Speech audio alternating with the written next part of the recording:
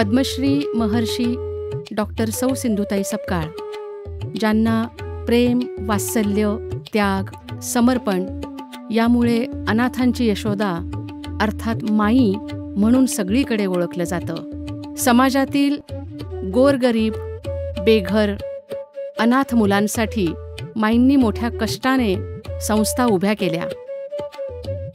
अनाथ, निराधार, गरीब गरजू मुलांना अन्न, वस्त्र, निवारा, शिक्षण देऊन त्यांचे पुनर्वसन करण्यासाठी माईंच्या संस्था खंबीरपणे उभ्या आहेत. 4 जानेवारी 2022 रोजी हजारो अनाथ लेकरांची माय असलेल्या माई अनंतात विलीन झाल्या. अनेक अनाथ लेकरांचा मायेचा पदर हरवला. पण धीर न सोडता माईंच्या संस्था आजही उभ्या आहेत.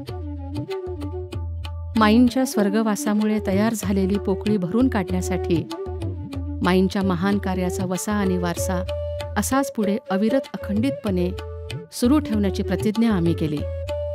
माईंनी उभारलेल्या संस्था अर्थात माई परिवार या माईंच्या अप्रतिम संघटन कौशल्य आणि शिस्त यांचं प्रतीक आहेत. ममता बाल सदन, सन्मती बालनिकेतन, सावित्रीबाई फुले मुलींचं वसतिगृह, श्री मनशांती छात्रालय या प्रत्येक संस्था माईंच्या दूरदृष्टीचे प्रमाण आहेत.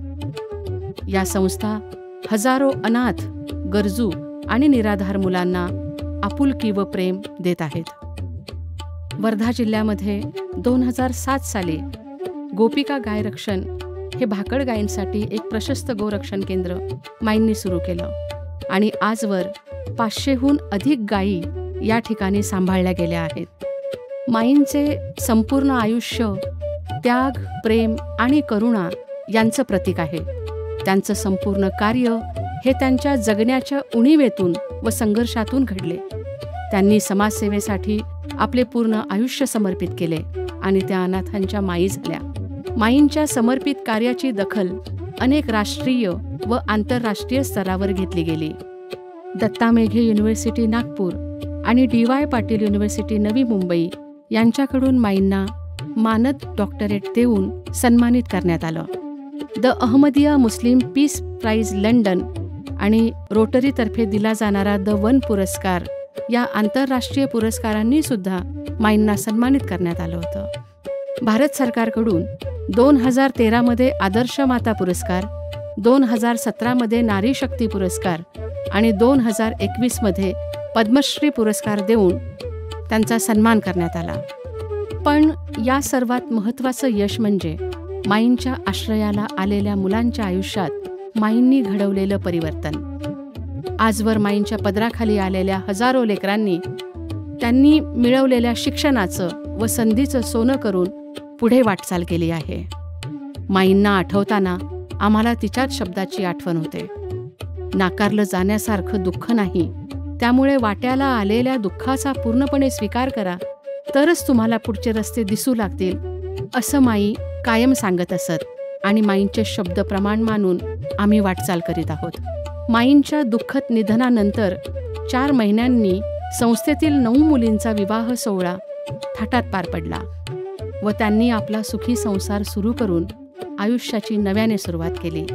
हे यश माईंच्या कार्याचं आहे, संस्काराचं आहे. माई नेहमी म्हणायच्या, मी आई झाले, तुम्ही गणगोत व्हा. हीच भावना आम्ही आज पुन्हा नव्याने व्यक्त करत आहोत. आपण सर्वांनी एकत्र येऊन माईंच्या समाजकार्याचा वसा आणि वारसा अखंडित पुढे नेऊया. जे प्रेम आपण माईंवर, माईंच्या कार्यावर केलं, त्याच नात्याने आम्ही माई परिवार आपणास विनंती करत आहोत, आमचेही गणगोत व्हा. धन्यवाद. खूप मोठं कार्य आणि ही छोटीशी चलचित्रफीत आपण पाहिली. आभाळा एवढं काम, पण त्या कामाची दखल अनेकांनी घेतली. माईंचं काम पुढे नेटाने सुरू ठेवणं हा म्हणजे जगन्नाथाचा रथ ओढण्यासारखा आहे. पण त्यातलाच आजचा हा भाग म्हणजे माईंच्या कामातून प्रेरणा देणं, यशोदामाई राष्ट्रीय पुरस्काराचा वितरण सोहळा.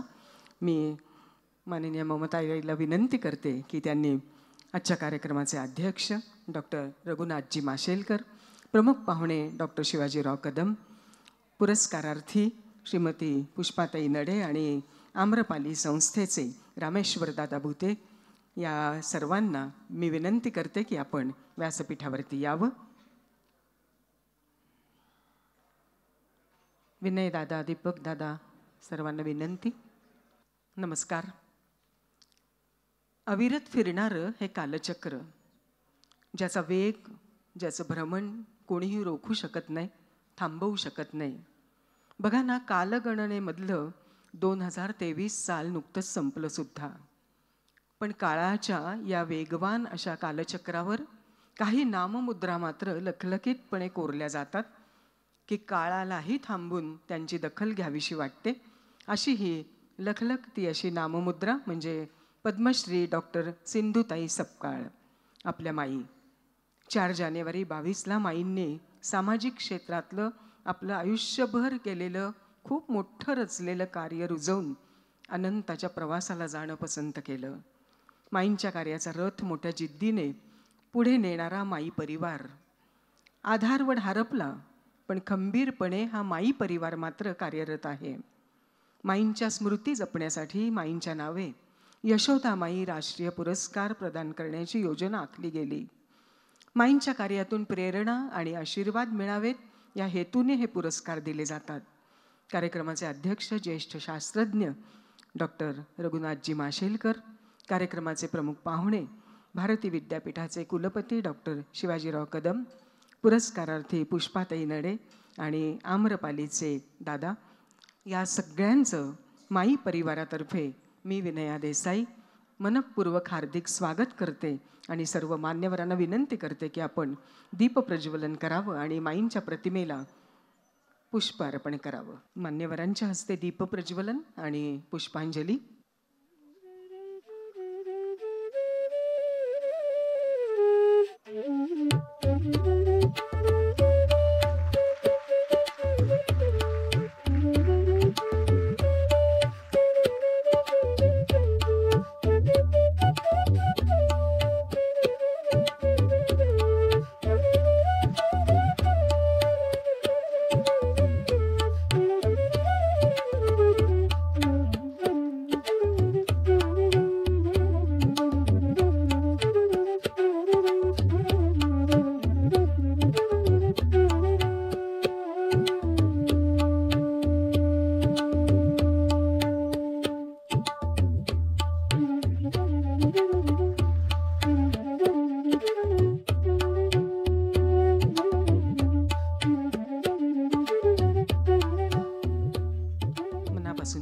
सर्वांचे.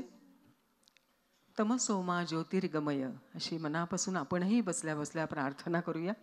हे दीप प्रज्वलन म्हणजे आपल्या मनामध्ये एक जाणीवेची ज्योत लागणं हे नक्की आहे.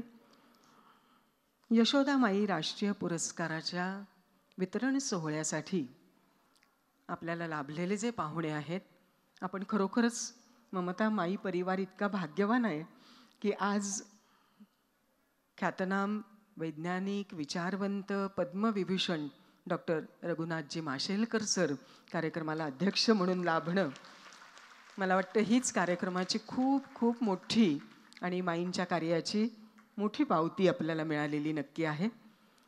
बघा ना तुम्ही की पद्मश्री, पद्मभूषण पाठोपाठ पद्मविभूषण, आता पुढचं मी कंसात म्हटलेलं आहे मनामध्ये, आपण सगळेजण त्याचीही प्रार्थना करूया की पुढच्या सर्वोच्च अशा पुरस्कारापर्यंत सर नक्की तिथेपर्यंत पोहोचतील.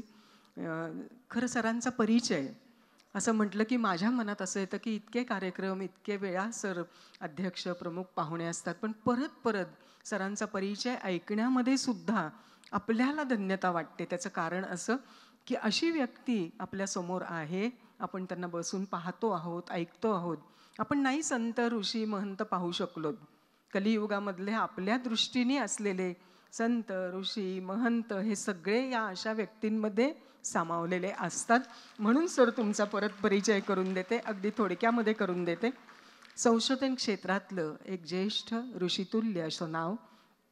किती व्यापक सरांचं काम असावं आणि ते प्रत्येक काम लोक उपयोगी कसं होईल या दृष्टीने पाहण्याची दृष्टी सरांची, हा जो आयाम आहे की आपलं प्रत्येक काम, प्रत्येक संशोधन हे लोकांच्या उपयोगीचं कसं होईल. NCLचं संचालक पदापासून ते सुरू झालेली ही सगळी वाटचाल, दैदिप्यमान अशी वाटचाल, ते रासायनिक तंत्रज्ञान संस्थेचे कुलपती, प्रत्येक कामामध्ये सरांची रुजुता, सरांचा मृदू स्वभाव आणि तितकीच हुशारी, तितकेच देखणेपणाने आपल्यासमोर आलेली आहे. पण ते हळदीचं पेटंट असो, ते भारताला परत मिळवून देणं असो, मग हल्दी योद्धा, घाटीचा योद्धा म्हणणं असो, हे सगळं असलं तरीही आई हा सरांच्या जीवनामधला एक मोठा हळवा आणि तितकाच आदराने नाव घ्यावं असा कोपरा आहे. अंजनेताई माशेलकर यांचं त्यांच्या जीवनातलं स्थान हे ते इतके श्रद्धेने जपतात. तो पुरस्कार असो किंवा त्यांच्या भाषणांमधला त्यांचा उल्लेख असो, 38 विद्यापीठांनी दिलेली डॉक्टरेट. किती एखादी व्यक्ती नम्र असू शकते, विनयशील असू शकते. बघा, आपलं काम जास्तीत जास्त लोकांपर्यंत पोहोचण्याचा हेतू घेऊन कार्य सुरू केलेले पद्मविभूषण डॉक्टर रघुनाथजी माशेलकर, आम्ही बसल्या बसल्या आपल्या चरणी वंदन करतो. आणि मी ताईला विनंती करते की आपल्या माई परिवारातर्फे सरांना सन्मानित करावं. सरांचा सन्मान.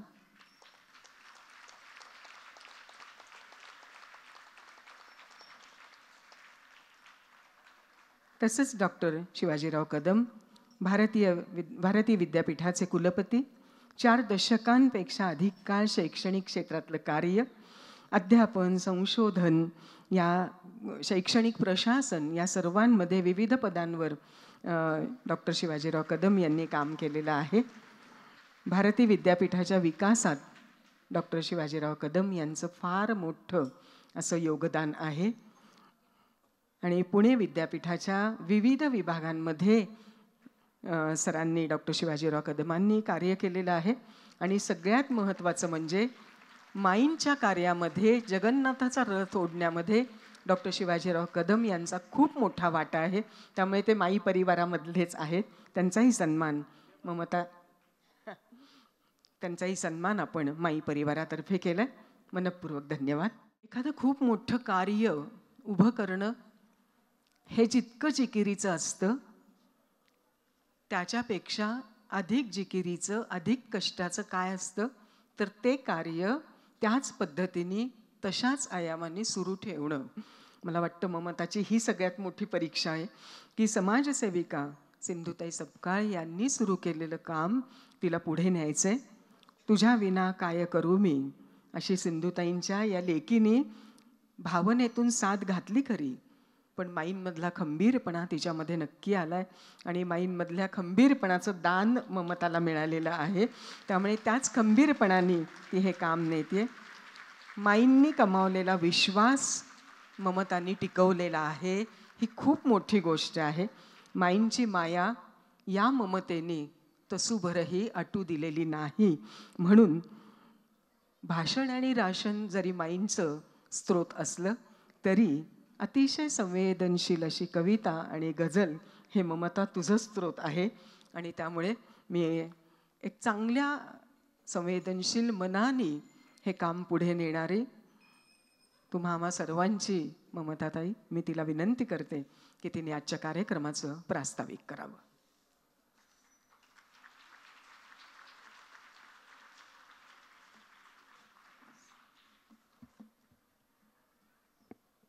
धन्यवाद विनयाताई. आदरणीय व्यासपीठ, सन्माननीय पद्मश्री, पद्मभूषण, पद्मविभूषण आदरणीय माशेलकर सर, सन्माननीय आमच्या गुरुस्थानी असलेले आदरणीय शिवाजीराव कदम सर, नागपूरवरून आलेले आम्रपाली उत्कर्ष संघाचे अध्यक्ष भुते साहेब, स्वरूपवर्धिनी संस्थेच्या सहकार्यवाह आमच्या पुष्पाताई, आमच्या माई परिवाराचे मार्गदर्शक आमचे दीपकदादा, आणि उपस्थित मान्यवर हो, खूप मोठा कागद लिहून आणलाय मी, मला माहीत नाही मी यातलं किती वाचेन आणि किती बोलेन, पण बघता बघता माईंना जाऊन 2 वर्ष झाली, यावर विश्वास बसत नाही आहे. म्हणजे आता जी पहिली रांग आहे, ज्या खुर्चीवर माई असा बोर्ड लागलेला आहे, ज्यावर माईंचा फोटो ठेवलेला आहे, त्याच खुर्चीवर बसून आणि शेजारी मी बसून आम्ही याच नाट्यगृहामध्ये संगीत देवबाभळीचा प्रयोग बघितला होता. तेव्हा मला माहीत नव्हतं की अजून काही वर्षांनी याच व्यासपीठावर मला तिच्या पश्चात तिच्याविषयीच बोलावं लागणार आहे. मुळात आजच्याच दिवशी हे पुरस्कार का?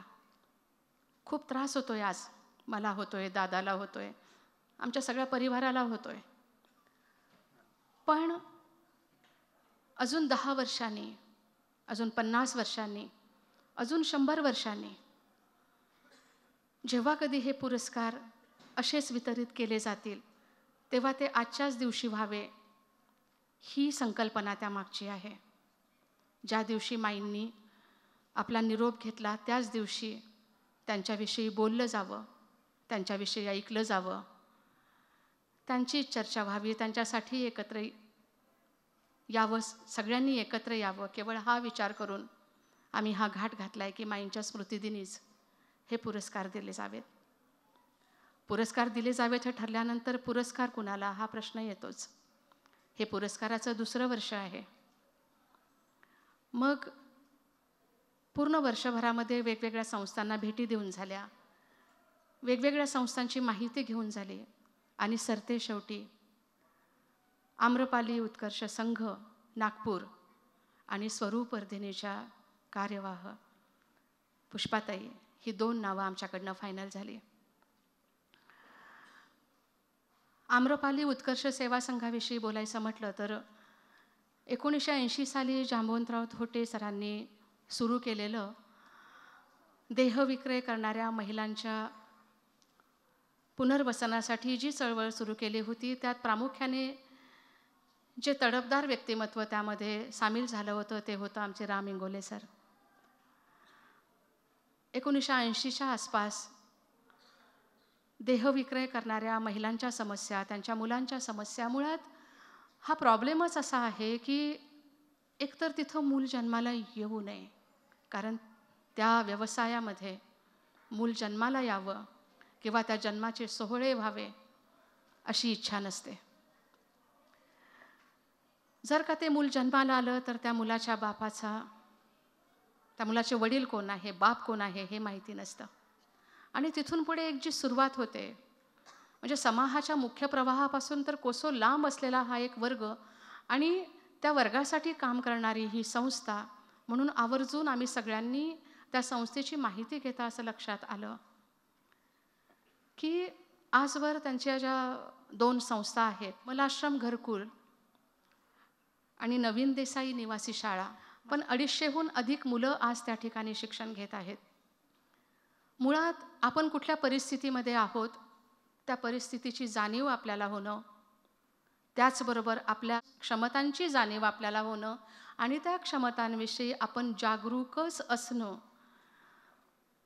ही सगळी प्रोसेस या संस्थेमार्फत राबवली जाते. कारण ही काही 6 महिन्याची, 1 वर्षाची, 2 वर्षाची, 4 वर्षाची प्रोसेस नाही, एक अखंड आयुष्य इथं घडवलं जातं. आणि जेव्हा मी सगळी माहिती घेतली तेव्हा लक्षात आलं की या संस्थेतून अनेक मुलं उच्च शिक्षण घेऊन आपापल्या पायावर उभे झालेले आहेत. आता ही इंजिनिअरिंगचं शिक्षण घेत आहेत, पुढे जात आहेत. या आम्रपाली उत्कर्ष संघ संस्थेला आमच्या माई परिवाराकडून त्रिवार वंदन. 2रं नाव आहे आमच्या पुष्पाताईंचं. पुष्पाताईंविषयी मी काय बोलायचं, गेली 30 वर्ष मी त्यांना बघतेय. मुळात पुष्पाताई आणि आई ह्या दोघींनाही मी एकत्र बघितले. फार छान रिलेशन होतं दोघींमध्ये, खूप छान सख्य होतं या दोघींमध्ये. सख्य हा शब्द मी आवर्जून वापरतेय कारण त्या मागचं मला सांगावं लागेल की 94-95चा काळ असावा तो, जर मला दानी जर सुधारणा केली ह्यात, किंवा कदाचित मी बरोबर असेन, की त्या काळात जेव्हा आम्हाला वरण खाताना पातळ करून खावं लागत होतं, एका भाकरीऐवजी आम्ही अर्धी भाकरी खात होतो, कारण माईंना तेव्हा इतकं जग ओळखत नव्हतं, पण माईंचं काम तर सुरूच होतं. त्या काळात पुष्पाताईंकडनं आमच्याकडे दुधाची पावडर यायची.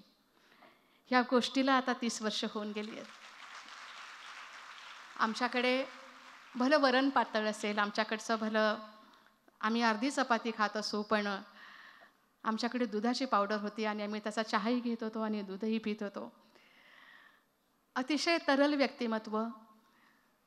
म्हणजे मला कधीही त्यांच्याकडे बघताना एक अध्यात्माचा बेस असलेली तपस्विनी जशी असते, त्यागाचं सुद्धा एक तेज असतं. मला माझ्या आईच्या चेहऱ्यावर ते दिसायचं, आणि ताई, ते मला तुमच्या चेहऱ्यावरही दिसतं. भोगाचं तेज वेगळं आणि त्यागाचं तेज वेगळं. ह्या लोकांचे डोळे बोलतात. मुळात ताईंचा जरी प्रवास आपण बघितला तरी त्यांनी अगदी SOS मध्ये तिथे त्या कामाला असताना तिथलं त्यांचं कॉन्ट्रीब्युशन, त्यानंतर त्यांनी मंगळवार पेठेमध्ये स्वरूप वर्धिनीचं, जेव्हा त्या स्वरूप वर्धिनीमध्ये जॉईंट झाल्या, तिथलं त्यांचं काम, महिलांच्या सक्षमीकरणाचा मुद्दा मला वाटतं हा केंद्रस्थान आहे तुमच्या कार्याचा. ताई, जितकं मी तुमचं काम बघते ते, आणि लहान मुलं ही सुद्धा तुमच्या केंद्रस्थानी आहेत, स्वरूप वर्धिनीच्या केंद्रस्थानी आहेत. कसं असतं की घरातली बाई जर सक्षम असेल ना, तर ते घर मोडकळीला येत नाही किंवा ते घर तुटत नाही. त्या बाईचं सक्षम असणं खूप महत्त्वाचं असतं, आणि तेच काम स्वरूप वर्धिनीमार्फत आणि ताई तुमच्या मार्फत होते आहे. अनेक मोडकळीला येणारी घरं सावरली जात आहेत. आम्ही माई परिवाराकडून तुमच्या कार्याला, स्वरूप वर्धिनीच्या कार्याला त्रिवार वंदन करतो.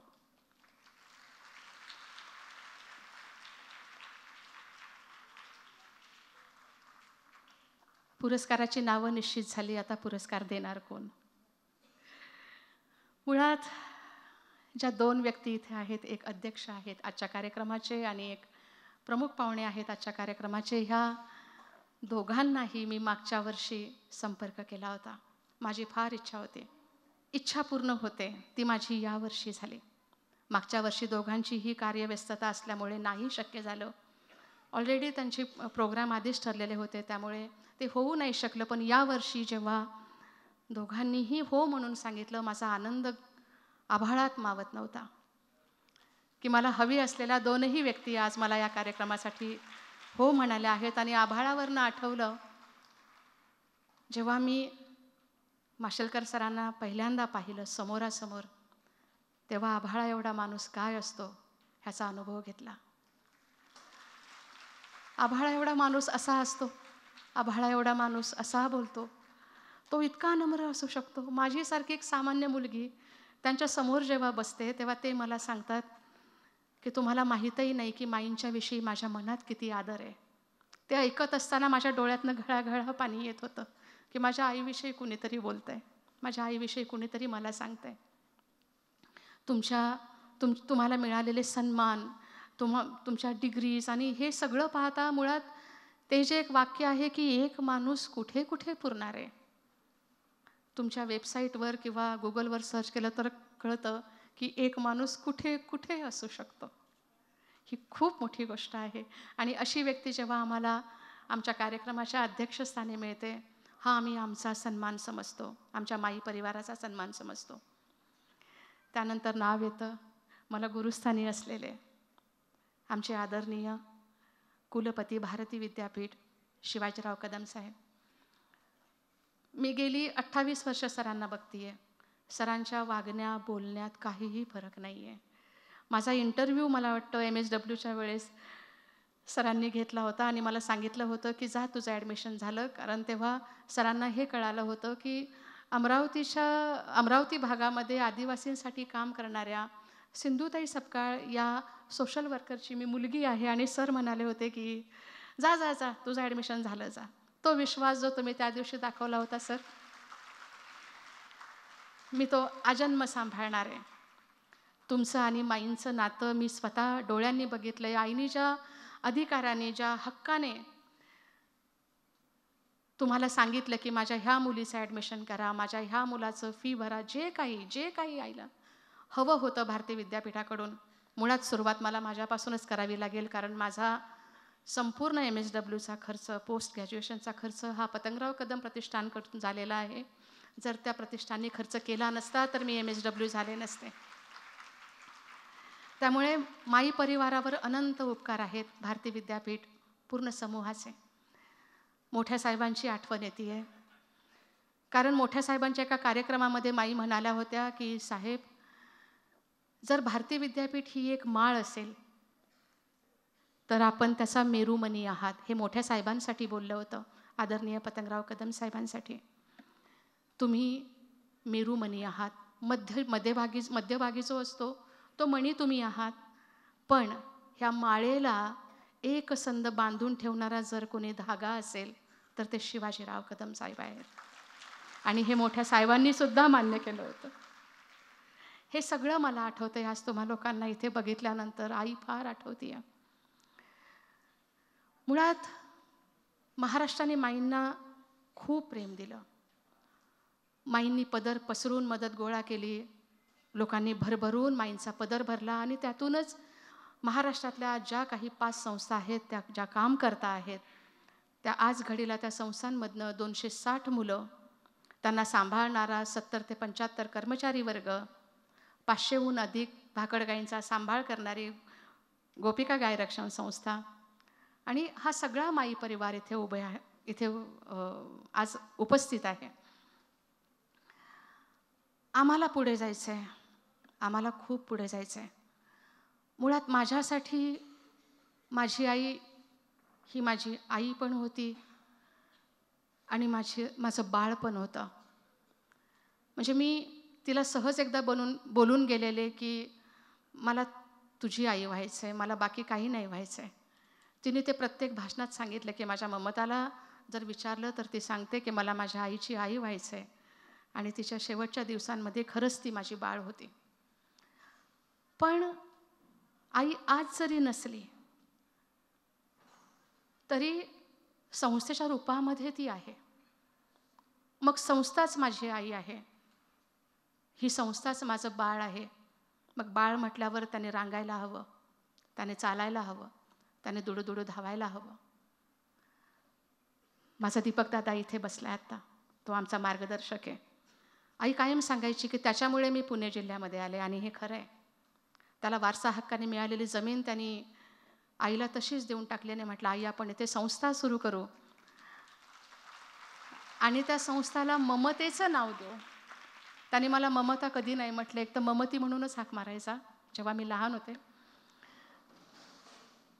त्याची इच्छा होती की त्या संस्थेला ममता हे नाव असावं, आणि आज ममता बालसदनचा पूर्ण कार्यभार माझा दादा सांभाळतो. जिथे 80 मुली आहेत, त्याच्यासोबत माझी वहिनी सुजा आहे, स्मिता मॅडम आहेत, आणि संपूर्ण कर्मचारीच वर्ग जो सासवडचं काम बघत असतो. जिथे मी आहे, सन्मती बालनिकेतन मांजरी, तिथे माझ्याकडे 50 मुलं आहेत. त्यांना सांभाळण्याचं काम मी करते. सगळीकडे फॉर्मॅट तोच आहे, सगळीकडे वयोगट पण तोच आहे, 6 ते 18 वयोगट. शिरूरची जी संस्था आहे तो माझा विनय सांभाळतो, जिथे आता 80 मुलं आहेत, आणि ती 80 मुलं, त्या 80 मुली आणि ती 50 मुलं आज या सभागृहामध्ये आहेत. आज ते सगळेजण इथं आलेले आहेत.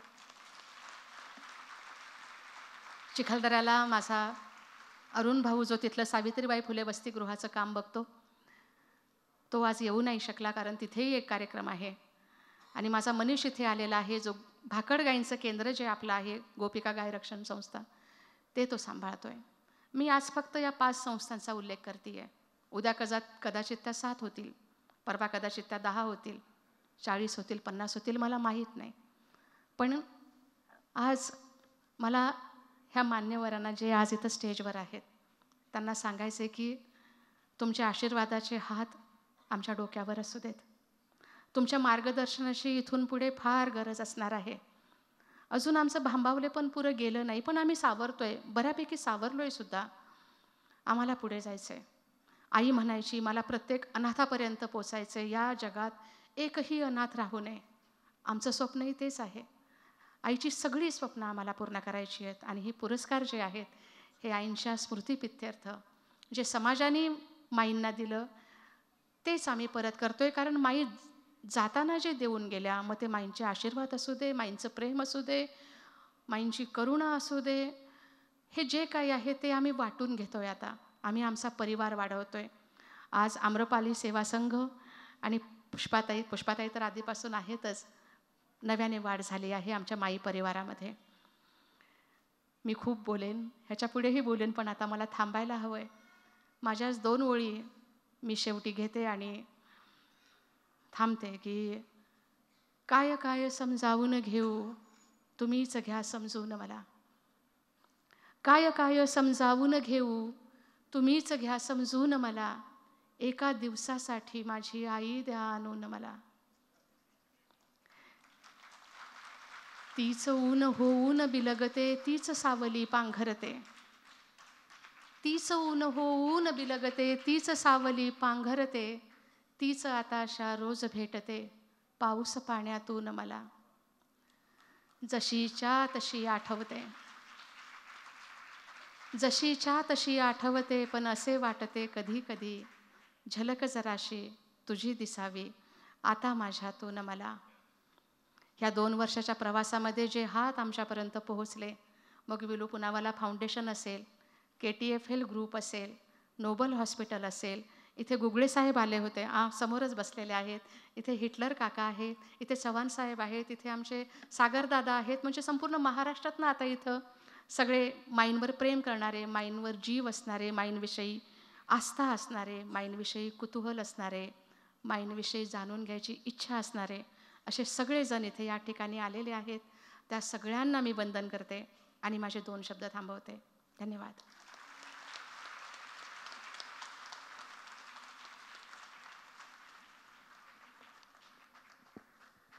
दोन मिनटं मलाही पॉज घ्यावासा वाटला. ममताचं अतिशय सुंदर असं, खरं त्याला मनोगत म्हणायचं का हृदय, ये हृदयचे ते हृदय म्हणायचं. समोर कागद होता, पण कागदाकडे एक कणभरही लक्ष नव्हतं, तसूभरही लक्ष नव्हतं. जे मनातून आलं, जे हृदयापासून आलं, ते तुमच्या हृदयापर्यंत पोचवलं. माईंचं कार्य स्मरणात राहावं आणि अनेकांना त्यापासून प्रेरणा मिळावी या हेतूने आपण हे पुरस्कार दिलेले आहेत. त्यातला प्रथम पुरस्कार आपण ज्यांना देतोय तो आम्रपाली उत्कर्ष संघ नागपूर. त्यांना आपण मानपत्र देणार आहोत. सन्मानचिन्ह, स्मृतिचिन्ह, शाल, श्रीफळ आणि 51,000 रुपये रोख असं पुरस्काराचं स्वरूप आहे. आणि आपण जे मानपत्र त्यांना देणार आहोत त्यांच्या कार्याविषयी सांगायचं तर आत्ता भाषणामधून बोललं गेलं. आपण एक छोटंसं त्यांना सन्मानपत्र देतो आहोत, तेही मी तुमच्यासमोर वाचन करणार आहे. म्हणजे विमलाश्रम घरकुलपासून केलेली सुरुवात आणि ती किती समाजाचा तीव्र विरोध व्हावा, त्या विरोधातूनही अडचणीतून वाट काढत काढत वेगवेगळ्या कठीण परिस्थितींमधून जात आज आम्रपाली उत्कर्ष संघ आकाराला आलेला आहे. यशोदामाई पुरस्कार 2024 सालचा पुरस्कार आपण आम्रपाली उत्कर्ष संघ नागपूर यांना देणार आहोत. त्यांना हा पुरस्कार प्रदान करताना आम्हाला अतिशय आनंद होतोय. त्याचं कारण असं की ह्या कामामध्ये आम्हाला कुठेतरी माईंचं काम दिसत होतं आणि त्यांच्या कामाला प्रेरणा प्रोत्साहन मिळावं म्हणून आपण हा पुरस्कार देतोय. मी आदरणीय माशेलकर सरांना आणि कदम सरांना विनंती करणार आहे की त्यांनी यशोदामाई पुरस्कार आम्रपाली उत्कर्ष संघ नागपूर यांना प्रदान करावा. देह विक्रय करणाऱ्या स्त्रियांच्या मुलांसाठी सुरू केलेलं मोलाचं कार्य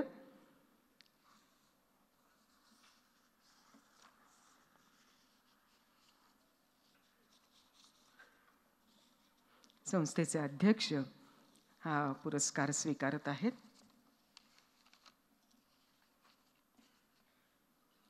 श्रीयुत रामेश्वर भुते सर यांना हा पुरस्कार आपण देत आहोत.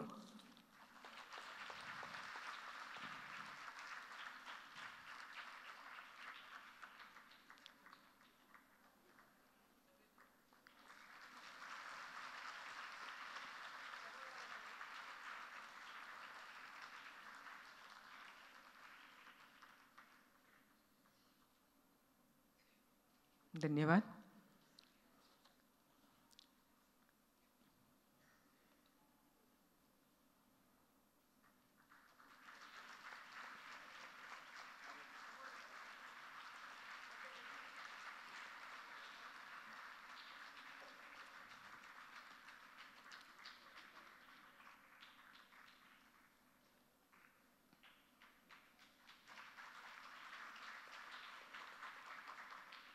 आपण आसनस्थ व्हावं.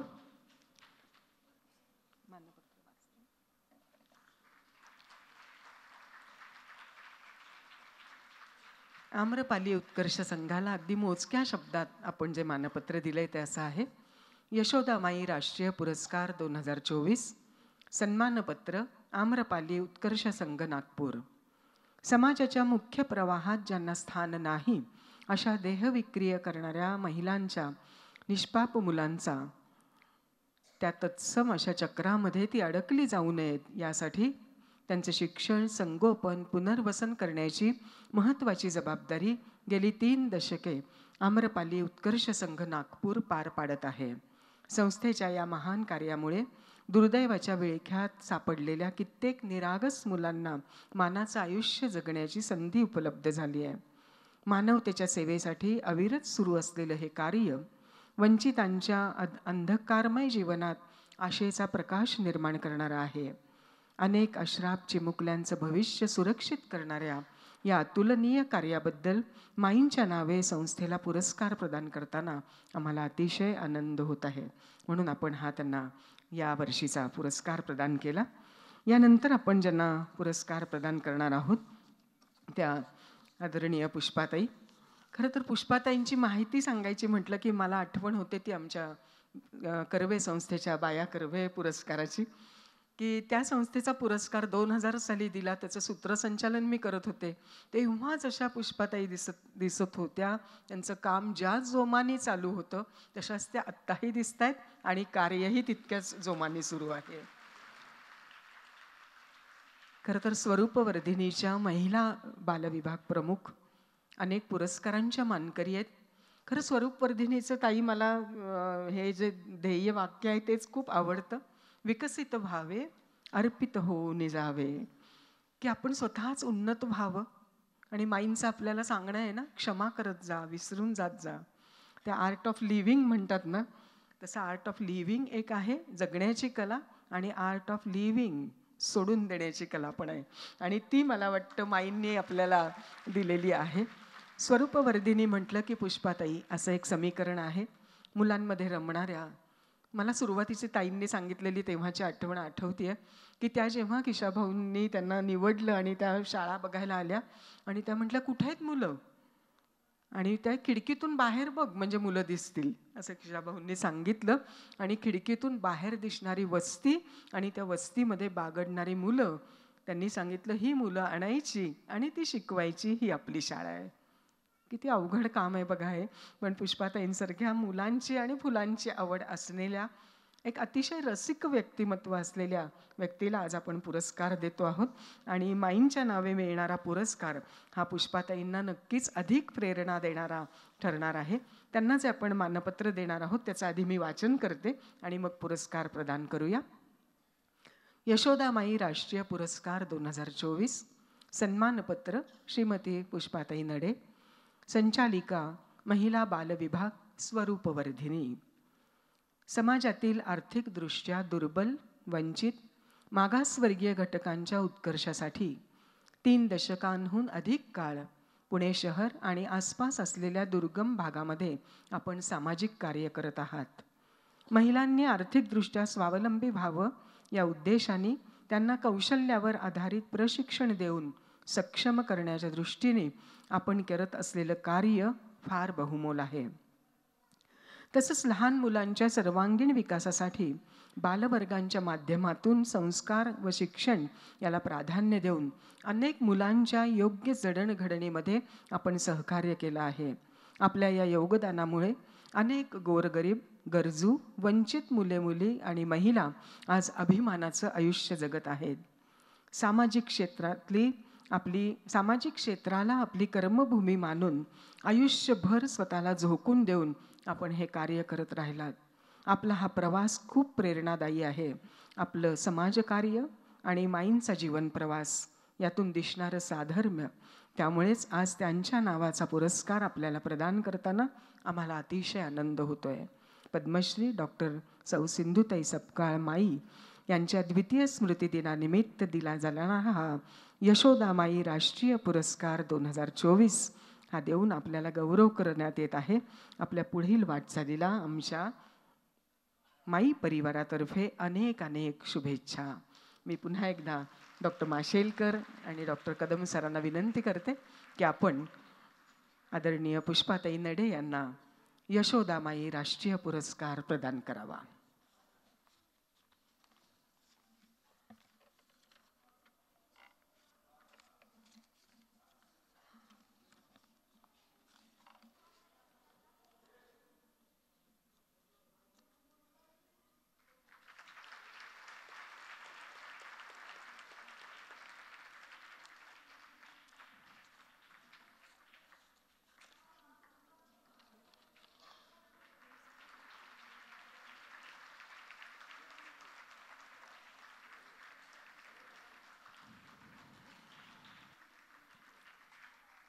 यशोदामाई राष्ट्रीय पुरस्कार इथे प्रदान होतो आहे.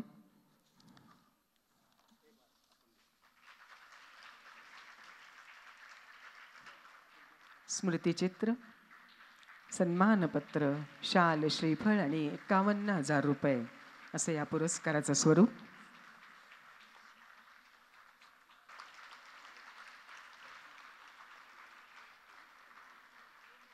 माई परिवारासाठी एक गोष्ट बोलावीशी वाटते, ती बोलते आणि पुढे आपण मनोगताकडे वळूया.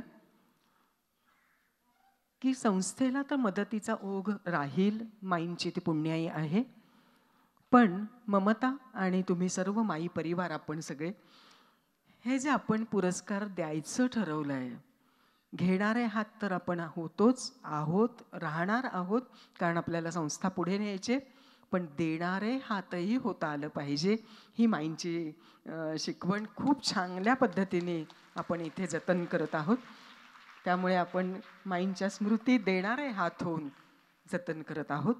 मी आम्रपाली उत्कर्ष संघाच्या काकांना विनंती करते की त्यांनी आपलं मनोगत रामेश्वरदादांनी इथे व्यक्त करावं.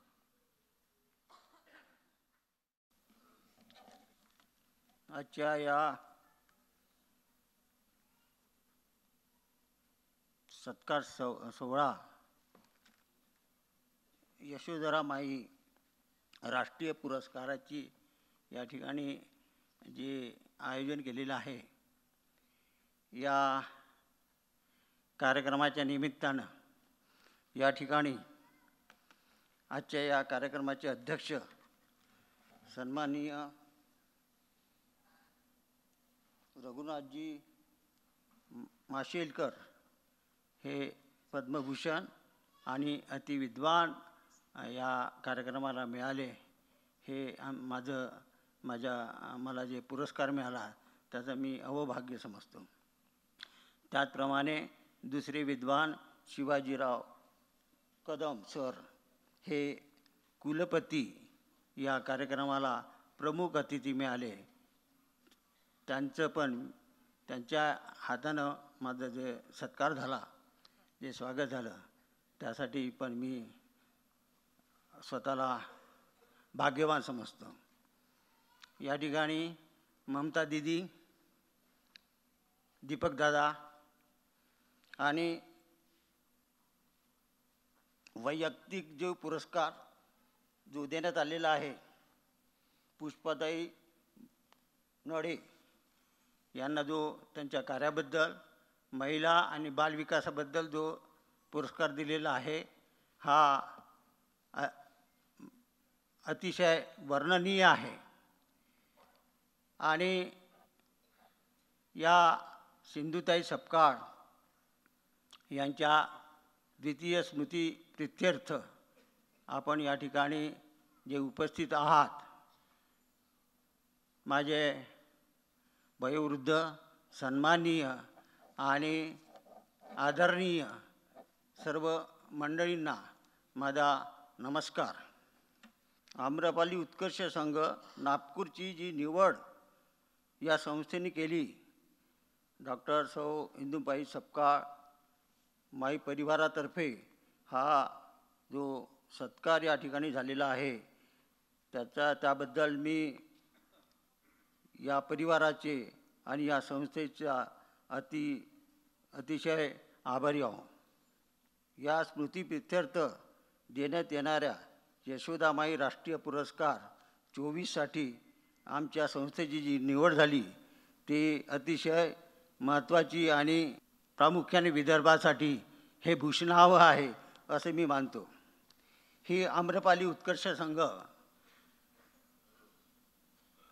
ही संस्था वारांगणांच्या मुलींसाठी त्यांचं पुनर्वसन करण्यासाठी निर्माण झालेली आहे. या संस्थेचे सर्वस्वी हे रामभाऊ इंगोले आहे.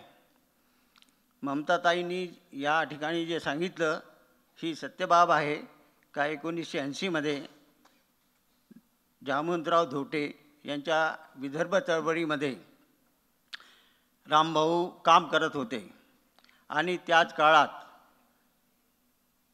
नागपूरच्या प्रशासनाने आणि राजकारणाने तिथल्या ज्या वारांगणा आहे त्या वारांगणाला हटविण्याचं जे काम केलं त्याला विरोध म्हणून विदर्भवीर जामवंतराव धोटेंनी त्याचा विरोध केला, निषेध केला. त्या चळवळीत रामभाऊ हे अग्रेसर होते आणि शेवटी एका खासदाराने म्हटलं का हे वस्ती हटवा आणि दुसऱ्या खासदाराने म्हणजे जामवंतरावनी म्हटलं की हिला हटवता कामा नये. शेवटी जामवंतरावचा विजय झाला. त्या चळवळीतून रामभाऊला एक प्रेरणा झाली की बा ही वस्ती तर आहे पण यांचे जे मुली आहे तर त्यांना भविष्य नाही, त्यांचं भविष्य उद्या अंधकारमय होऊ नये, ते सामान्य प्रवाहामध्ये त्यांचं लालन पोषण झालं पाहिजे. त्या दृष्टिकोनातून त्यांनी तिथून काही मुलं किरायाच्या घरात भगवाननगरमध्ये ठेवले आणि रामभाऊंनी लग्न नाही केलं. लग्न जर केलं असतं तर संसारात ते गुंतले असते आणि समाजकार्य करू शकले नसते. हा वसा त्यांना त्यांच्या आईपासून मिळालेला आहे. त्यांचे वडील मिलमजूर होते. त्यांची आईच्या घरासमोरून जर कोणी अनाथ जात असला, भिकारी जात असला किंवा अपंग जात असला तर त्या माई तिथे त्याची सेवा शुश्रूषा करत होती. तो वसा रामभाऊला मिळाला आणि म्हणून ही वारांगणाच्या मुलांचं सर्व जीवन हे चांगलं व्हावं या दृष्टिकोनातून किरायाच्या घरामध्ये वाटचाल सुरू केली आणि त्यातून लोकांना जेव्हा माहीत झालं का हे वारांगणाची मुलं आहे तेव्हा घरमालकांनी घर खाली करायला सांगितले. रात्रभरात घरं खाली केले. दुसरीकडे गेलं तिथे माहीत झालं त्यांनी घर खाली करायला लावलं.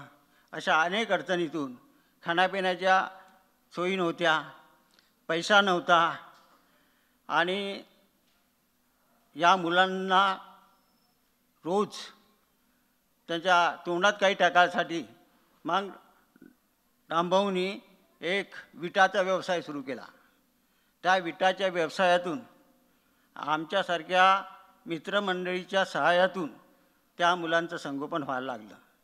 आज ती संस्था स्वतःच्या बिल्डिंगमध्ये आहे. 3 मजली बिल्डिंग आहे उदयनगरमध्ये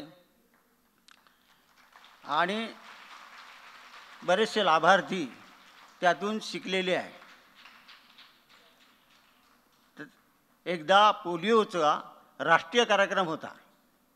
त्या राष्ट्रीय कार्यक्रमामध्ये आमच्या पाचगावजवळ PSC आहे त्यांनी म्हटलं की बा एवढे सगळे जे तरुणी कुठं मिळालं म्हणून त्यांनी आम्हाला विनंती केली आम्ही त्यांच्या विनंतीला मान देऊन त्यांचा जो पोलिओ डोसचा जो प्रोग्राम होता, त्यांच्याकडे मॅनपॉवर्स कमी होते, म्हणून आम्ही त्या खदानीतली जे कामगाराचे जे मुलं आहे त्यांना पोलिओ डोस देण्याचं आम्ही काम सुरू केलं.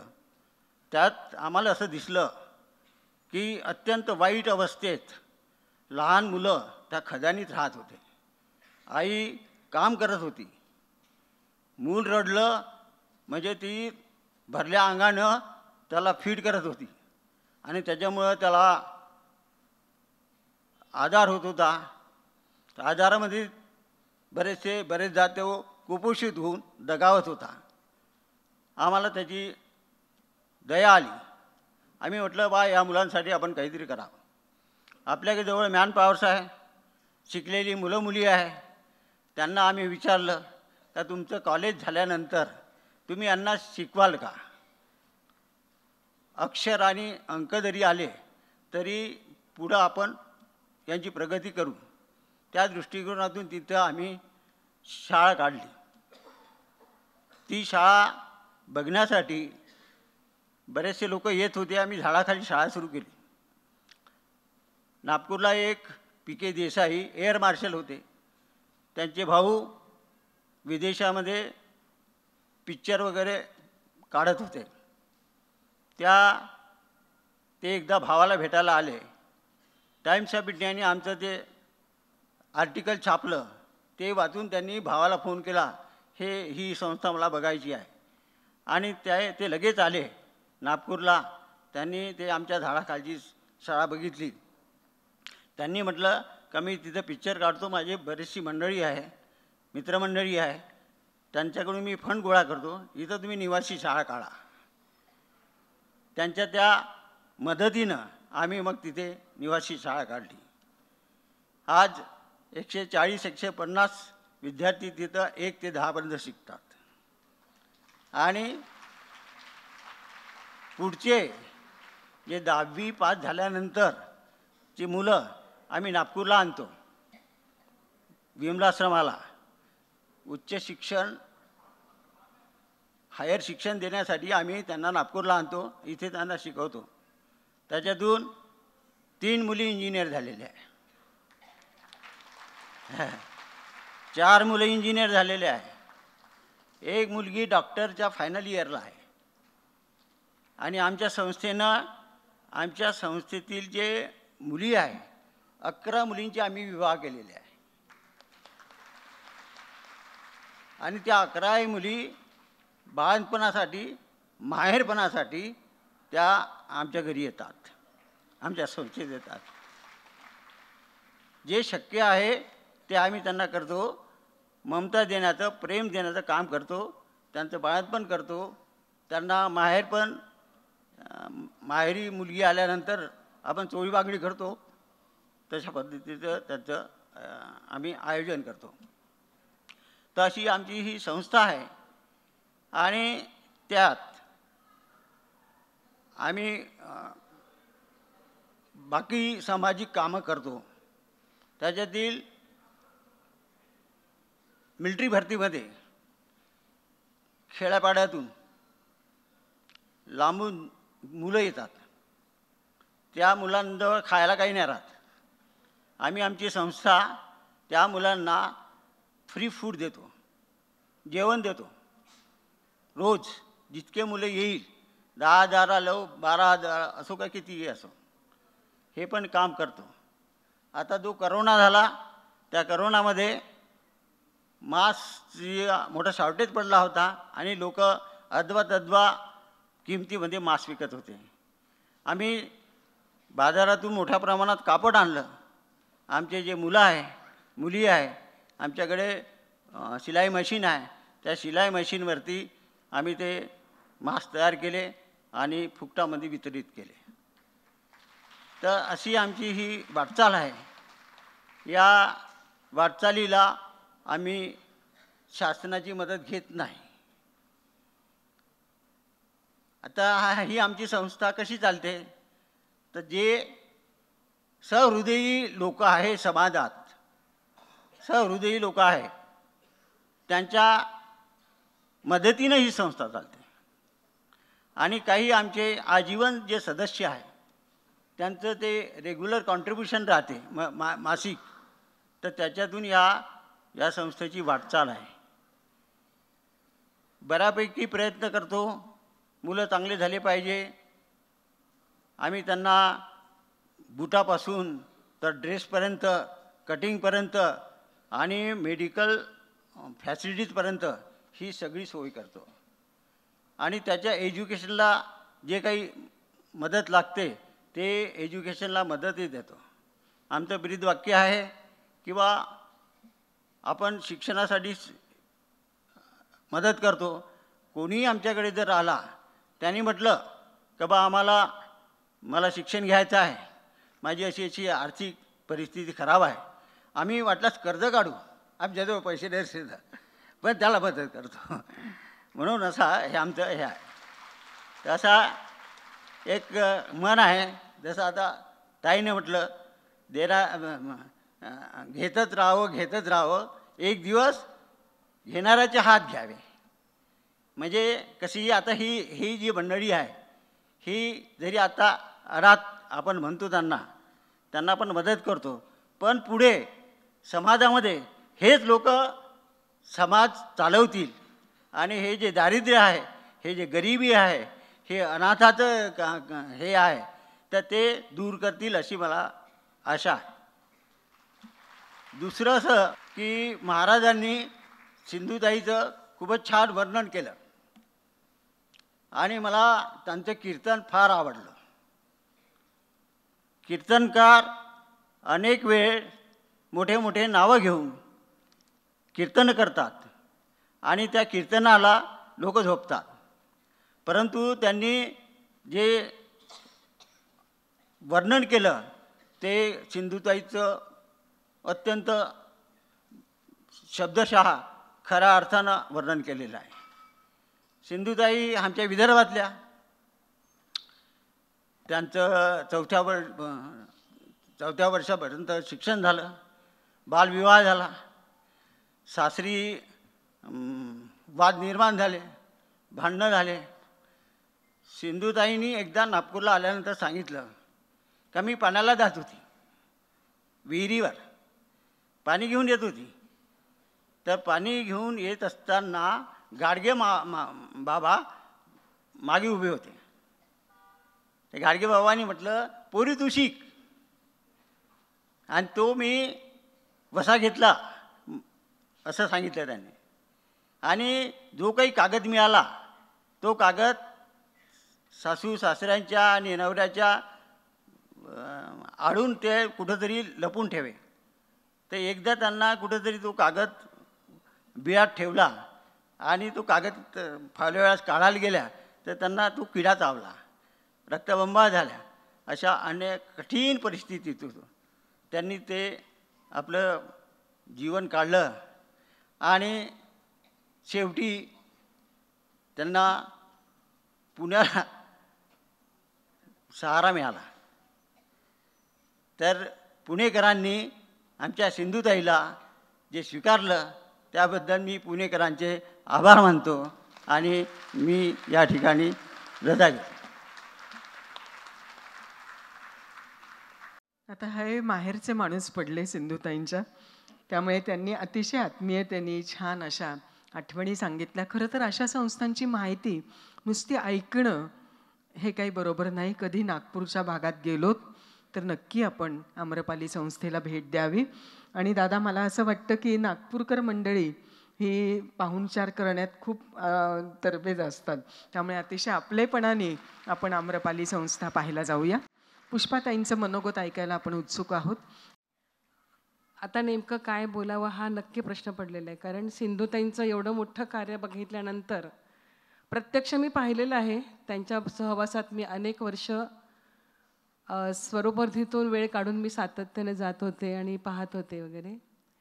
सर्वात प्रथम की मंचावर असलेले सगळे मान्यवर म्हणजे माशेलकर सर, पतंगे सर वगैरे ह्या सगळ्यांचा सन्मान राखून आणि ममता आणि दीपक हे दोन्ही मुलं सिंधुताईंची खूप छान, अतिशय सुंदर, अतिशय प्रेमाने वात्सल्याने भरलेली ही मुलं आहेत अगदी खरं म्हणजे ममताच्या बोलण्यातून आपल्याला सगळ्यांना जाणवलं असेल की त्या भरभरून बोलत होत्या, म्हणजे असं हृदयापासून बोलत होत्या. खरं म्हणजे ऐकत राहावं असं वाटायचं सगळं. मला आठवतं की सिंधुताईंची माझी ओळख कशी झाली. एक वेळ असा होता की आमचे कार्यकर्ते आनंद लेले हे गरवारे कॉलेजचे प्राध्यापक होते, त्यावेळीची गोष्ट आहे. त्यांचा एक कॅम्प होता एका गावामध्ये आणि त्यांनी मला सांगितलं की पुष्पाताई, तुमच्या आठवणी म्हणजे तुमचं काम सांगायला आमच्या मुलांसमोर तुम्हाला यायचं आहे. म्हटलं ठीक आहे, हरकत काही नाही, येईल मी. आणि मग मी अशी प्रत्येक ठिकाणी जाऊन बोलायला सुरुवात केलीच होती आणि मग त्या ठिकाणी पण मी गेले होते. त्या ठिकाणी मला सांगितलं की आनंद सरांनी की ह्या ताई आधी बोलणार आहेत, मग तुमचं बोलणं आहे. तर म्हटलं काय हरकत नाही. मी कोणत्या ताई आहेत म्हणून मी बघायला गेले. तर नऊवारी साडीतली डोक्यावर पदर घेतलेली महिला बघितल्यानंतर मला आश्चर्य वाटलं की ह्यांचं नेमकं काय काम असू शकेल. म्हणजे मी फक्त बालगृहामध्ये मी काम केलं होतं त्याच्या आधी आणि नंतर मी स्वरूपवर्धिनीमध्ये बरीच वर्ष काम करत होते. त्यांना पाहिल्यानंतर मग म्हटलं की सिंधुताई, तुम्हाला मी पहिल्यांदाच पाहती आहे आणि मला तुमचं काम ऐकायला आवडेल. तर त्या म्हणाल्या की नाही नाही नाही नाही, तू आधी बोलायचं, तुझं काम मला ऐकायचं आहे. तर असं आमचं तू मैमै चालू होतं आणि तेवढ्यात आनंद सरांनी ते बघितलं आणि म्हणाले की पुष्पाताई, तुमच्या आधी सिंधुताई बोलणार आहेत आणि मग नंतर तुम्ही बोला. तर म्हटलं चला, माझा अगदी मला खूप बरं वाटलं. पहिला विजय तिथं झाला माझा आणि मी सिंधुताईंचं काम मन लावून ऐकत होते. आणि त्यांचं ते बोलणं म्हणजे जसं काय मला असं वाटतं की सरस्वतीच बोलती आहे. मला कधी कधी त्यांच्या बोलण्यातून सावित्रीबाई ह्यांचा भास व्हायचा, बहिणाबाईंचा भास व्हायचा. ओघवती भाषा ती जशी काय असं सहज काव्य करावं तसं आहे. त्यांच्याकडे मी सासवडला जेव्हा मी गेले त्या भिंतीवरती खूप छान लिखाण असायचं आणि ते बघत राहावं असं वाटायचं की वाचत राहावं असं वाटायचं. कुठेतरी हृदयाला भिडायचं ते. मी आई झाले, तुम्ही नातवंड व्हा, तुम्ही नातेवाईक व्हा माझे. अरे किती छान ना. मी एवढ्या मुलांची आई झालेली आहे आणि तुम्ही मामा व्हा, मावशी व्हा, आजी व्हा, मग असे अनेक नाते जोडा माझ्या मुलांशी. खूप छान, अतिशय सुंदर. बालगृहामधली मला एक ह्या ठिकाणी एक वाक्य सांगावंसं वाटतं की विनासायास 10 मुलांची आई व्हायचे. खूप छान कल्पना होती, मला फार आवडली होती ती. आणि त्या कल्पनेला भाळूनच मी बालगृहामध्ये 6 वर्ष काम केलं. मुलांना प्रेम लावावं कसं हे आपल्याला शिकवावं लागत नाही, मुलंच आपल्याला शिकवतात की प्रेम कसं करावं.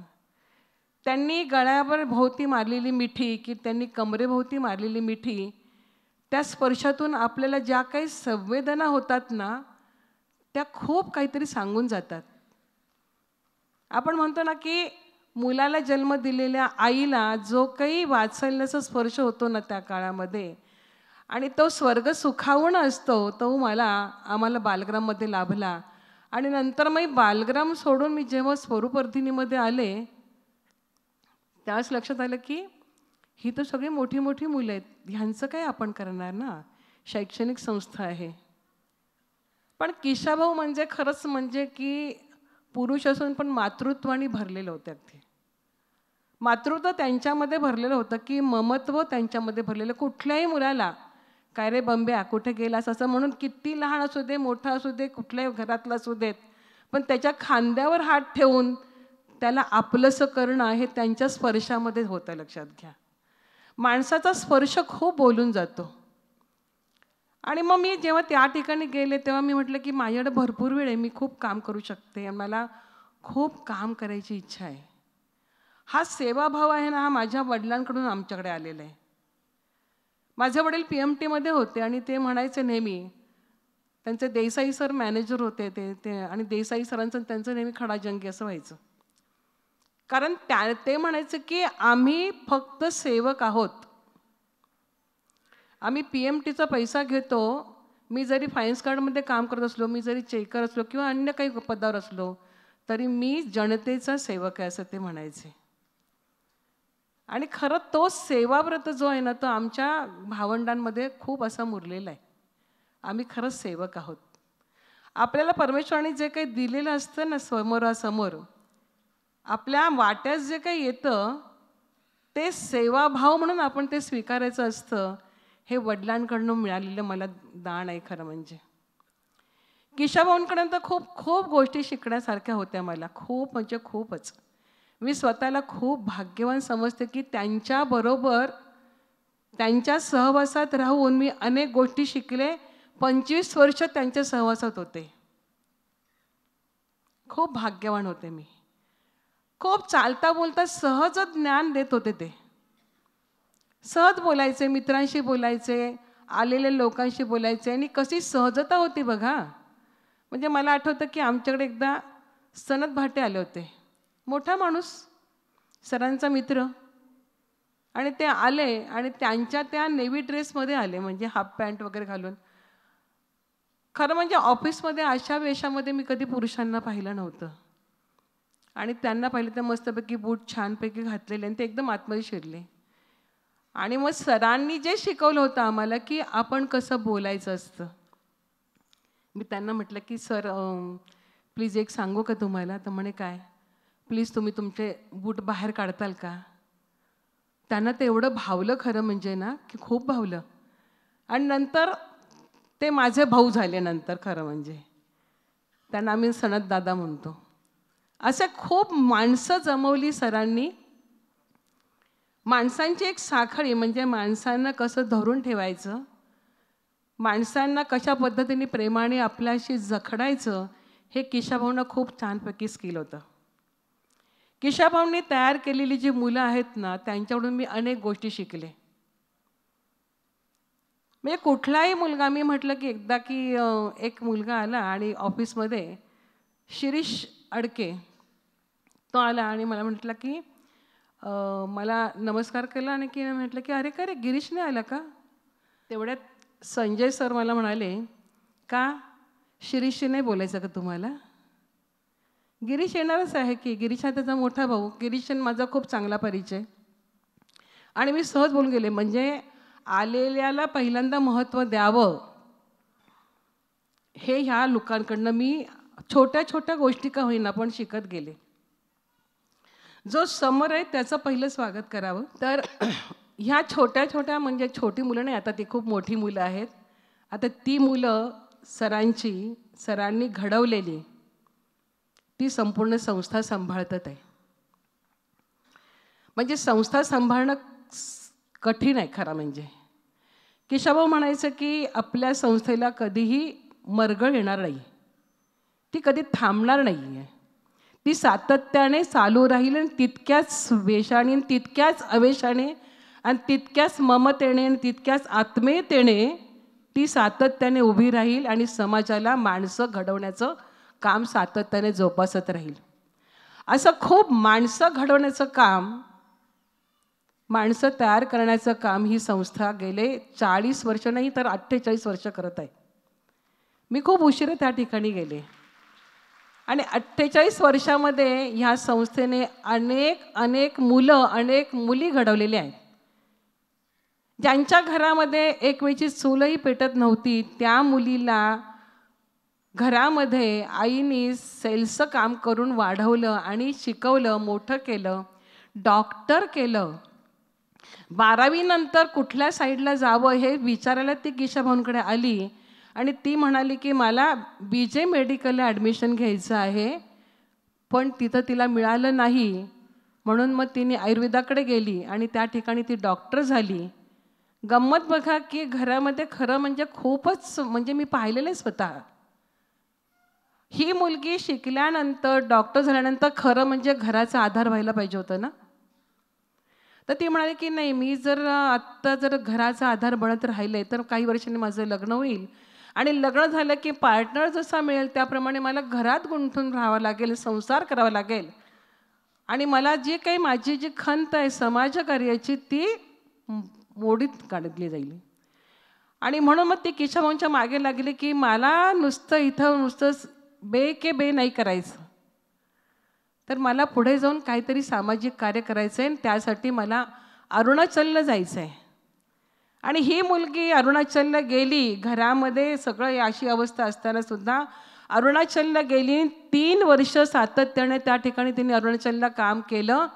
गंमत म्हणजे अरुणाचलला तिने मला एक किस्सा सांगितला की आम्ही असं डोंगरावर चढत होतो, माझ्या हातातली पेटी माझ्या कार्यकर्त्यांनी घेतली होती तिथल्या, आणि आमच्या मागोमाग खूप माणसं, 1 2 3 100 125.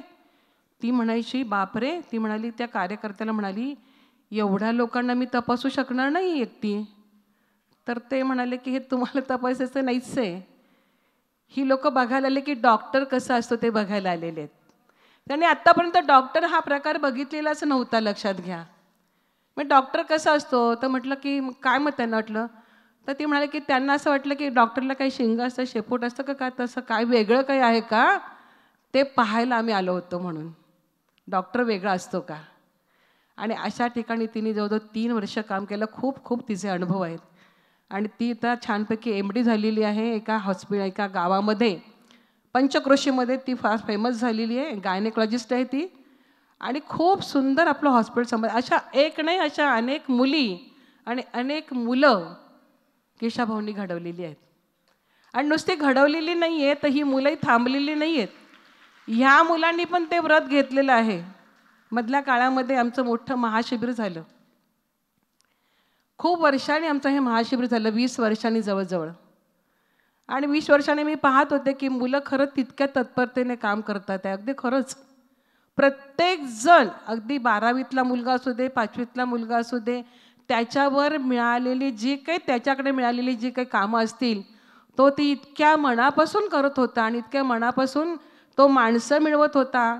गंमत म्हणजे की मला आठवतं की ऑफिस तयार केलं होतं आणि ऑफिसची इन्चार्ज एका मुलीला केलं होतं, तिचं नाव मेघा नगरे.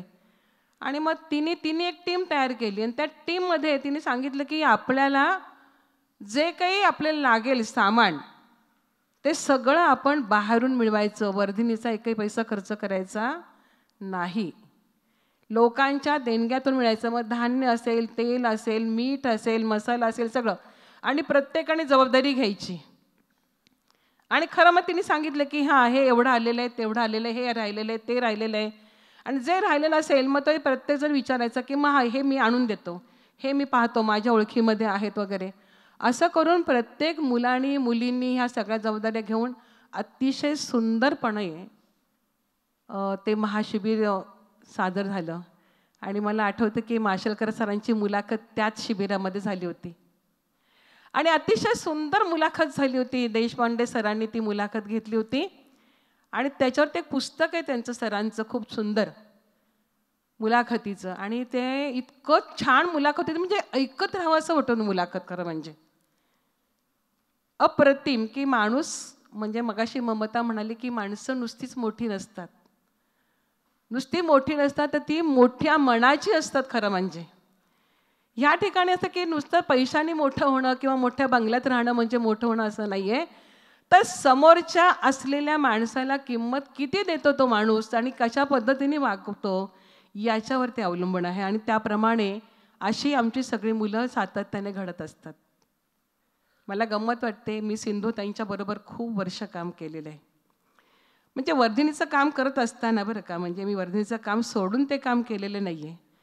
पण जेव्हा जेव्हा सिंधुताई आमच्याकडे यायच्या, मी त्यांना म्हणायची, सिंधुताई तुमचे अनुभव खूप बोलके आहेत, माणसाचं हृदय हेलावून जातं त्यामध्ये, तुम्ही आमच्या महिलांशी बोलायला या.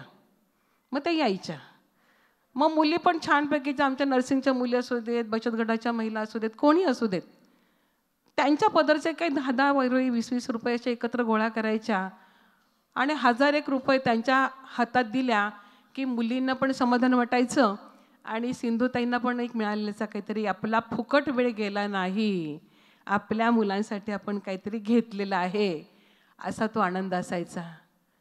गंमत म्हणजे मग केशाभाऊंना आमच्याकडे, मी बोलता बोलता त्या ह्याच्यामध्ये मी सांगितलं बोलताना सुरुवातीला की आमच्या मुलांना, बालवाडीतल्या मुलांना आम्ही रोज दूध देतो.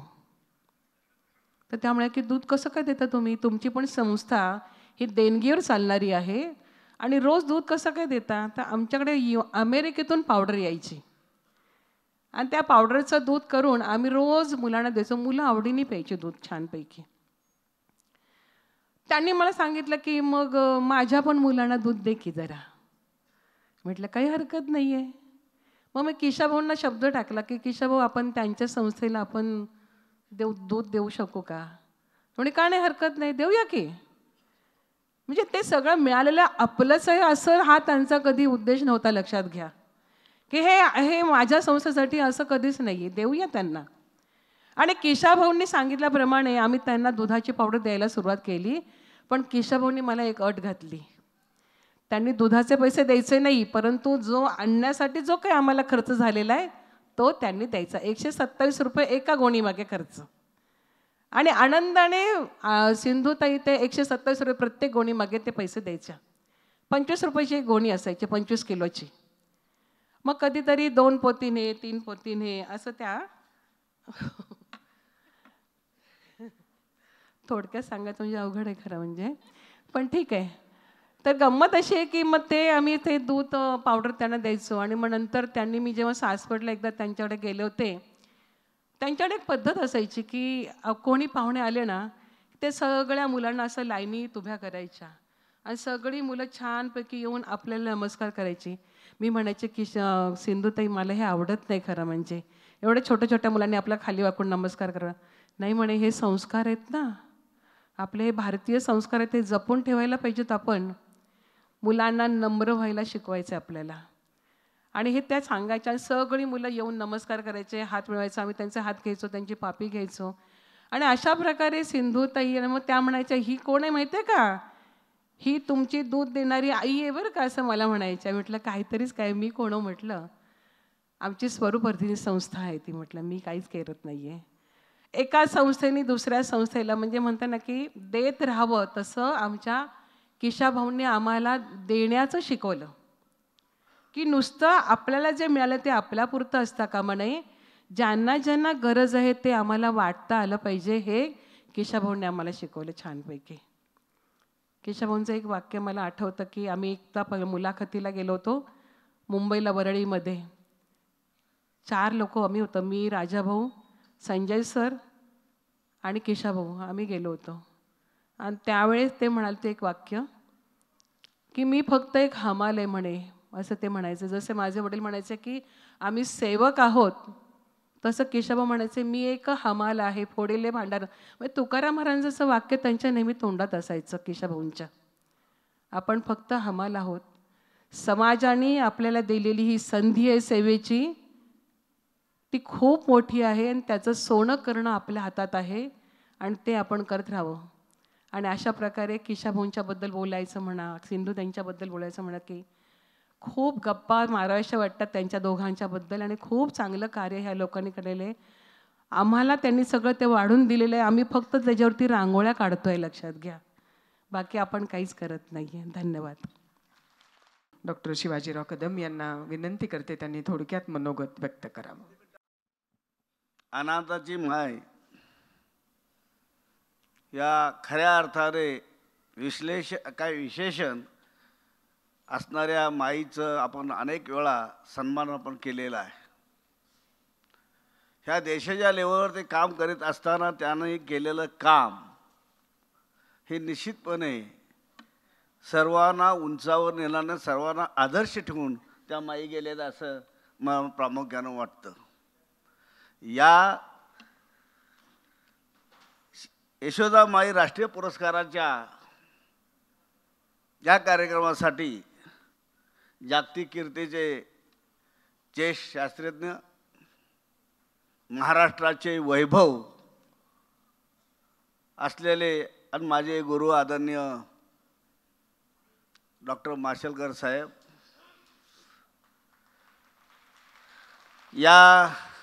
त्यांचा आज सन्मान आपण राष्ट्रीय पुरस्कार देऊन केला. यशोदामाई राष्ट्रीय पुरस्कार देऊन केले. खरोखरच माईंना जे अभिप्रेत आहे ममताताई, हे असे पुरस्कार तर आपण निवडले. खरोखरच त्यांचं ऐकत राहावं आणि त्या ऐकण्यामुळे आपल्यालाही प्रगती करता यावी. आपणही समाजासाठी काहीतरी देणं लागतो, या भूमिकेतून काम करता यावं, या दृष्टीनं खरोखरच आपण दिलेलं हे निश्चितपणाने अतिशय अप्रतिम आहे असं मला वाटतं. त्या कार्यक्रमासाठी ज्याचा सन्मान झाला ते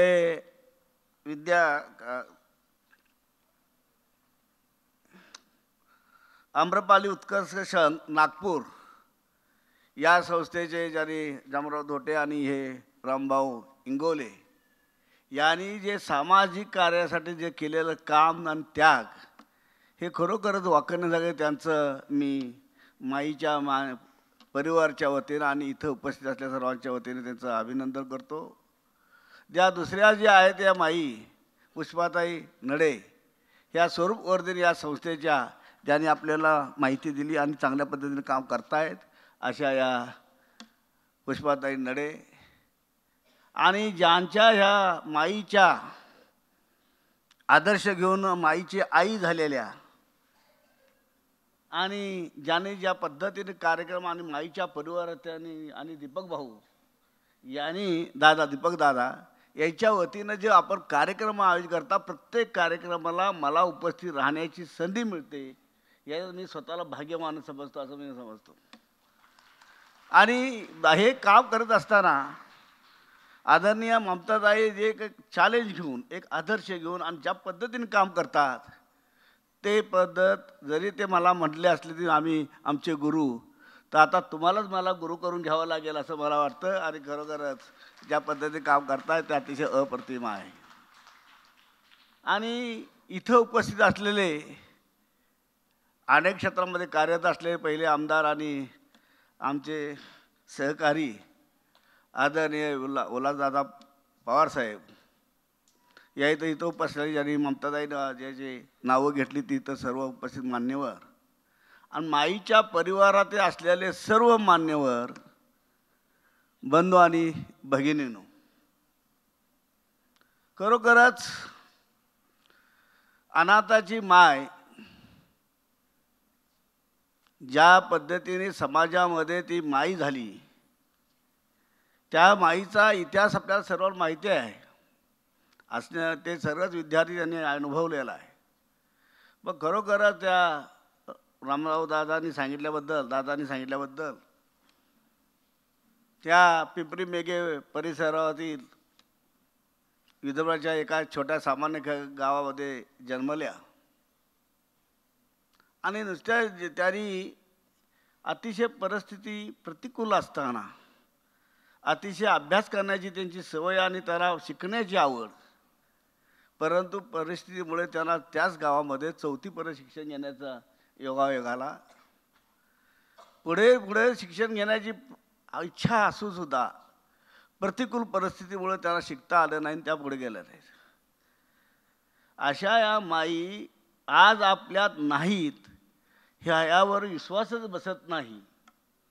आणि त्याचबरोबर ह्या आपल्या सर्वांच्या विचारामध्ये आपल्या सर्वांच्या रोजच्या ह्याच्यामध्ये माई अजूनही आपला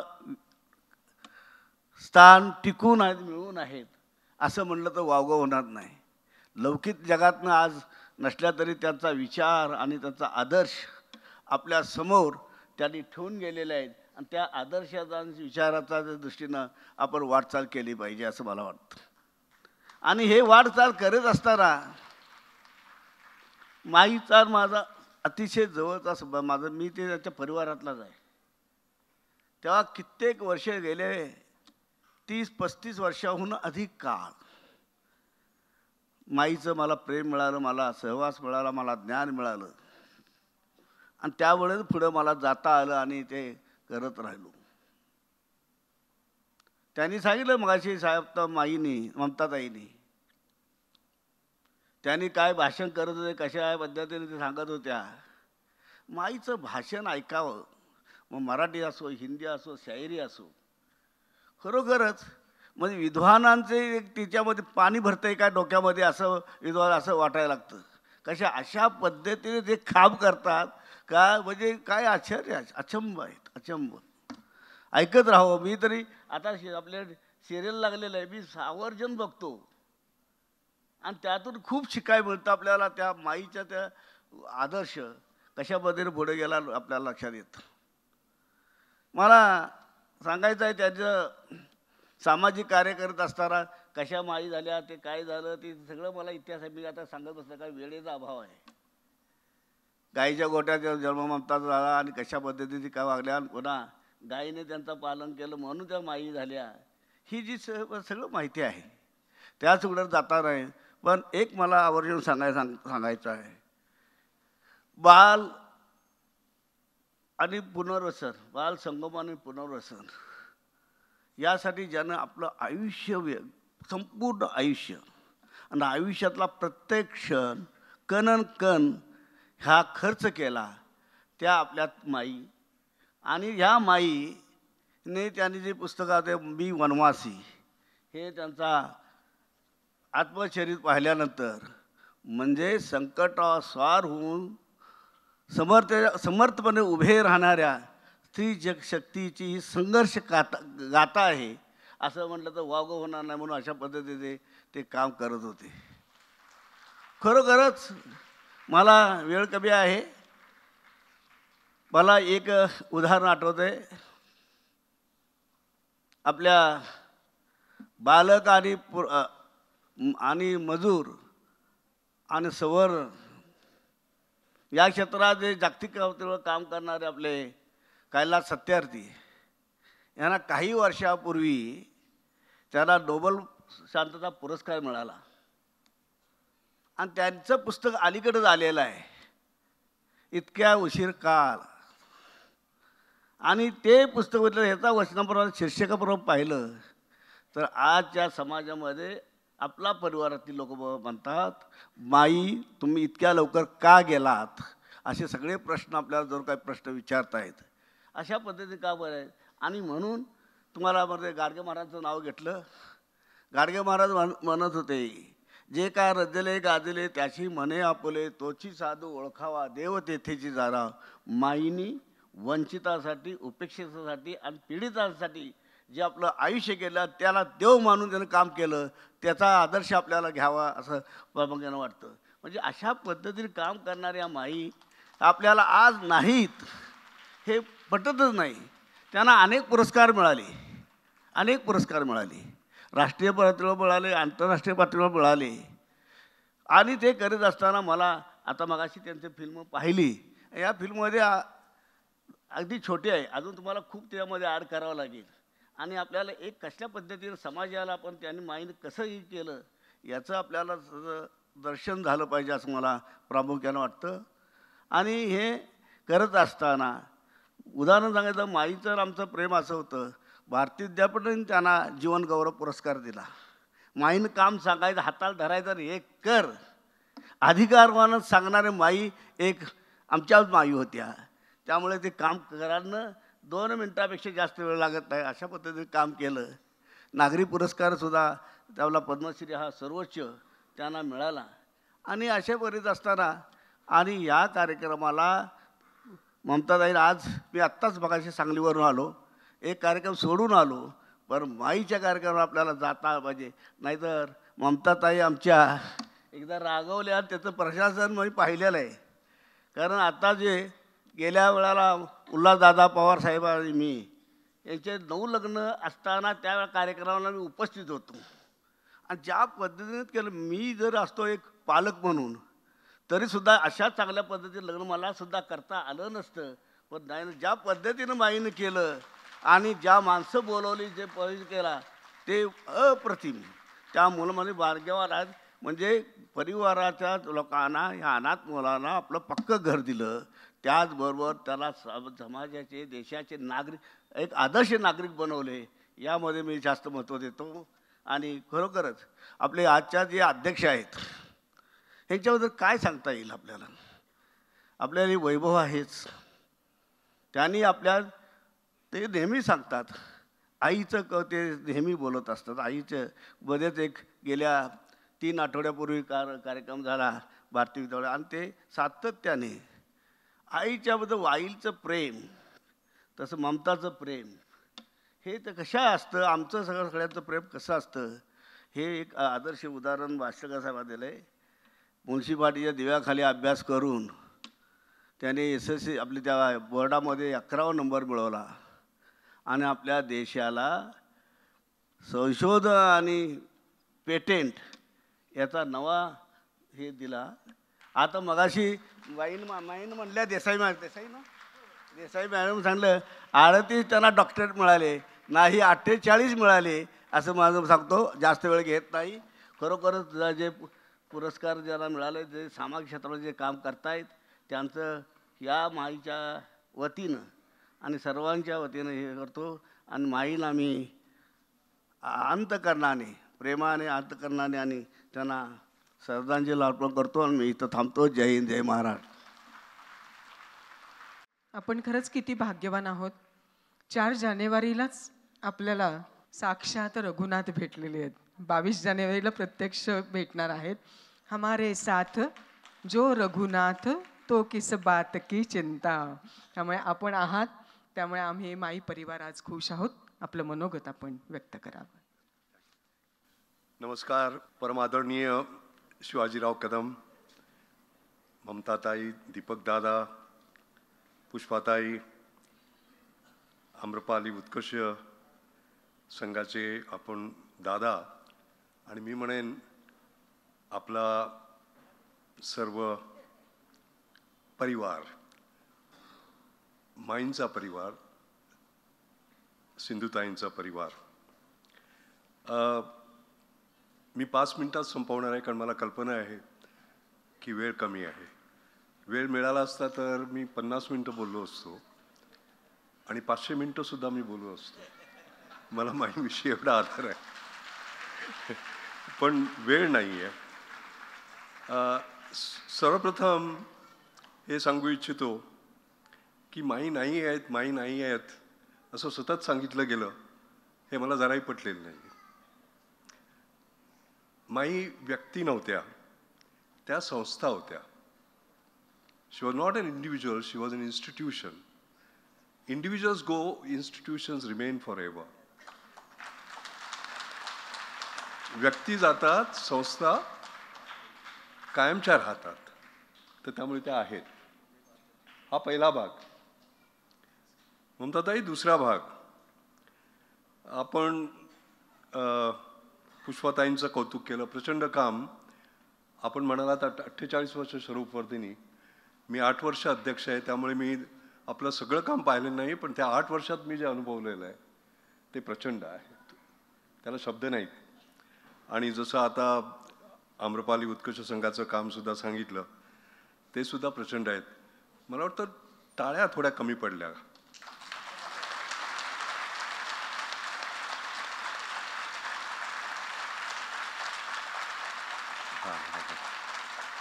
मी सिंधुताई वरून पाहतायत, मी म्हटलं आत्ता तुम्हाला त्या आहेत म्हणून, तर त्यांच्यापर्यंत आवाज हा गेला असं मी समजतो आणि त्या समाधानाने आपल्याला आशीर्वाद देत आहेत.